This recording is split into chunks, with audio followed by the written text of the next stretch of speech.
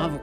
Avec Xavier Yvon à New York, la campagne totalement bousculée avec encore une surprise d'octobre, cette fois pour Hillary Clinton. On a appris vendredi, Xavier, que le FBI avait trouvé de nouveaux emails suspects.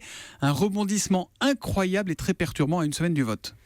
Ouais, là, franchement, je voudrais pas être à la place d'un scénariste américain qui planche sur la prochaine saison de House of Cards ou de n'importe quelle autre série télépolitique, parce que comment faire mieux que cette campagne 2016 ? On voyait Hillary Clinton se diriger tranquillement vers une victoire dans une semaine, Trump ne se remettant pas de sa surprise d'octobre à lui, qui était la vidéo de ses propos obscènes, et voilà que le FBI s'en mêle. Et tout ça part de quoi ? Eh bien d'un ancien député qui ne peut pas s'empêcher d'envoyer des photos de son anatomie à des jeunes filles par Internet.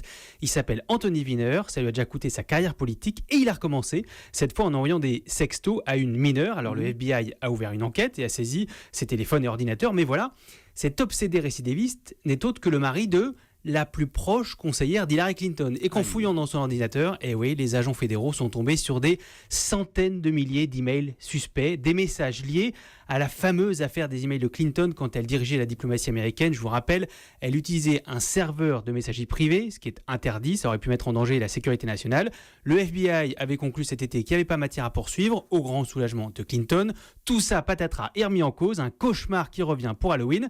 Mais il va falloir quand même attendre le prochain épisode parce que personne, visiblement, même pas le directeur du FBI, ne sait ce qu'il y a dans ces emails.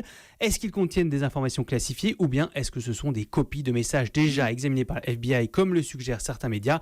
Eh bien, la suite au prochain numéro de cette campagne totalement improbable. Comme l'écrit le New York Post, quelle époque et quel pays ? Il n'en reste plus beaucoup des numéros de cette campagne. C'est mardi, dans 8 jours, que les Américains voteront. Les sondages se resserrent diablement. Est-ce qu'on pensait que c'était joué, que c'était plié pour Clinton ? C'est plus du tout le cas ce matin, Xavier.